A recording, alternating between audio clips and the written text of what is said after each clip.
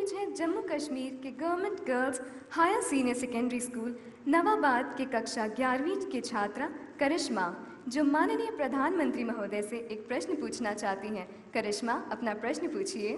आदरणीय प्रधानमंत्री जी, मैं करिश्मा रैना कक्षा 11वीं की छात्रा जम्मू कश्मीर के गर्ल्स नवाबाद स्कूल से हूँ। मेरा अगले वर्ष बोर्ड एग्ज़ाम है। मेरा प्रश्न ये है कि मेरे पेरेंट्स की कुछ ऐसी उम्मीदें हैं मुझसे कि मैं अच्छे मार्क्स लाऊं और अपनी सफलता पाऊं। तो मेरा सवाल ये है कि मैं ये कैसे कर सकती हूँ और मैं अपने पेरेंट्स की एक्सपेक्टेशंस को पूरा कैसे कर सकती हूँ, तो और इससे जो स्ट्रेस होता है उससे कैसे बाहर आ सकती हूँ। धन्यवाद। थैंक यू करिश्मा। इसी से मिलता जुलता एक और क्वेश्चन। छत्तीसगढ़ से डीएवी मुख्यमंत्री पब्लिक स्कूल भगवानपुर गांव की कक्षा 12वीं की छात्रा मोनिका बायगा उत्सुक हैं प्रधानमंत्री जी के समक्ष अपनी बात रखने को। Could we have the question please? मेरा नाम मोनिका बैगा है। मैं डीएवी मुख्यमंत्री पब्लिक स्कूल जनकपुर, जिला कोरिया, छत्तीसगढ़ में कक्षा 12वीं की छात्रा हूं।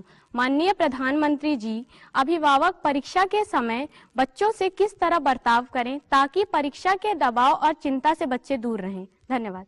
धन्यवाद मोनिका महोदय। निवेदन है कि जम्मू की करिश्मा, आंध्र की जावेद, छत्तीसगढ़ की मोनिका के परीक्षा के तनाव से संबंधित समस्या का समाधान करें। ये सवाल आप लोगों के लिए है कि आपके माँ बाप के लिए है?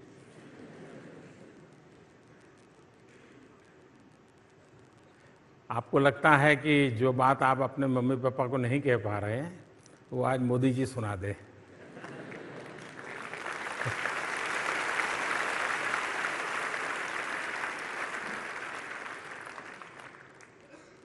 मैं जरूर चाहूँगा कि मैं जो बात बताता हूँ किसी भी पेरेंट्स को या गार्डियंस को मैं कोई प्रेशर करना नहीं चाहता हूँ, मैं कोई दबाव डालना नहीं चाहता हूँ और नहीं मैं उनके बच्चों को बिगाड़ना चाहता हूँ कि उनके माँ वो अपने पेरेंट्स के खिलाफ बगावत करने की आदत बना दे, ऐसा भी नहीं चाहता। ये बात सही है कि हमने देखा होगा वो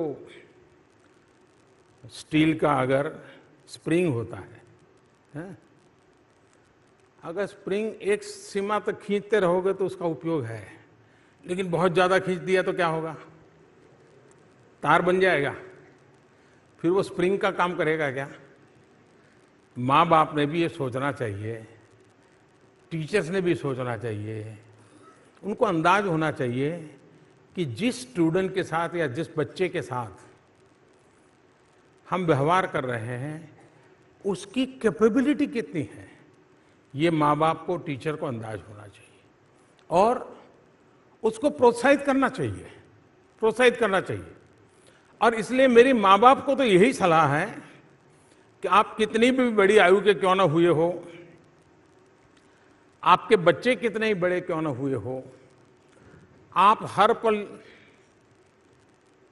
खुद के लिए, बच्चों के लिए नहीं, खुद के लिए मन में भाव कीजिए कि आप जब आपके बच्चे 2 साल के, 3 साल के थे, 4 साल के थे, तब माता पिता के रूप में आप उनके साथ कैसे व्यवहार करते थे?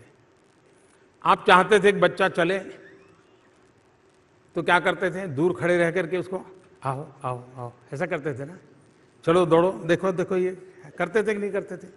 फिर वो बच्चा दौड़ता था कि नहीं दौड़ता था? कोई दबाव डालते थे क्या? हाँ, ऐसे पकड़ करके चल, ऐसा करते थे क्या?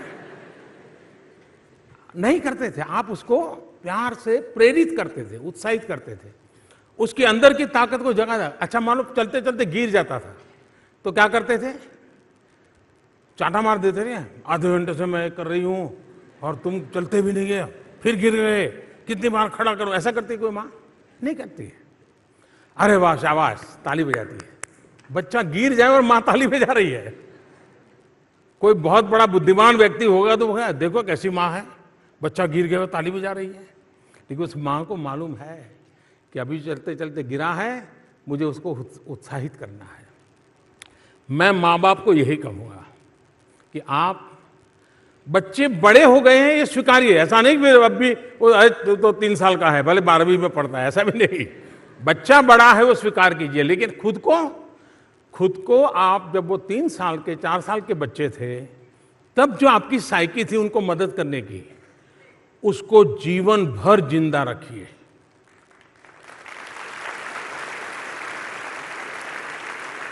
उसको कभी मरने मत दीजिए। जिस परिवार में माँ बाप की ये सोच होती है कि मैं मेरे बच्चों में उनको जहाँ जाना है, जैसे जाना है, रास्ता अगर सही है तो मैं हमेशा प्रोत्साहित करने के लिए प्रयास करूँ।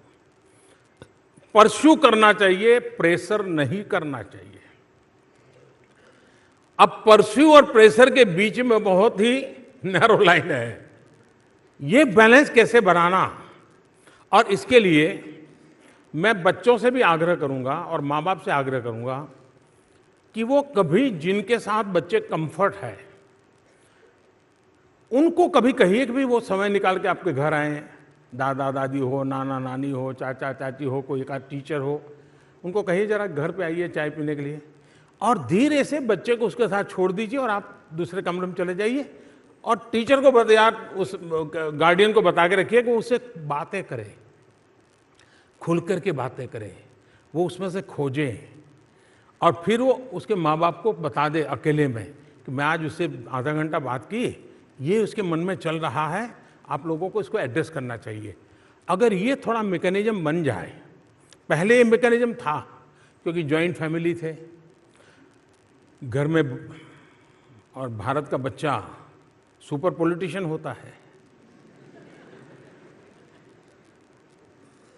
उसको अगर सिनेमा देखने के लिए जाना है, उसको मालूम है पापा मना करेंगे तो दादी के पास जाएगा। उसको मालूम है कि नए कपड़े लाने हैं, माँ मना करेगी तो पापा के पास जाएगा। उसको बराबर मालूम रहता है घर में किससे क्या करना है। ये क्षमता उसके अंदर आ जाती है। उस बालक को माँ परिवार में भी इसी रूप में किया। इसका मतलब ये नहीं कि उसको आगे बढ़ने के लिए प्रोत्साहित ही न करें। नहीं भी मोदी जी ने कहा था ज़्यादा इंटरफियर मत करो, ऐसा नहीं। आप उसको जानो, जान करके उसको जताओ कि देख तेरे अंदर ये ताकत पड़ी है, तेरे मेरी विशेषता है, तुम इसको क्यों उपयोग नहीं करते हो, देखो कोशिश करो। जितना ज़्यादा प्रोत्साहित करोगे उतना परिणाम ज़्यादा मिलेगा। जितना प्रेशर करोगे उतनी समस्या को बल मिलेगा। अब माँ बाप को तय करना है, टीचर को तय करना है कि हमें समस्या को बल देना है कि प्रोत्साहित करके उसको ही शक्ति में परिवर्तित करना है। मैं रास्ता चुनूंगा प्रोत्साहित करना, हर बालक की शक्ति को उजागर करना, उसको प्रोत्साहित करना, इसी को मैं बल दूंगा।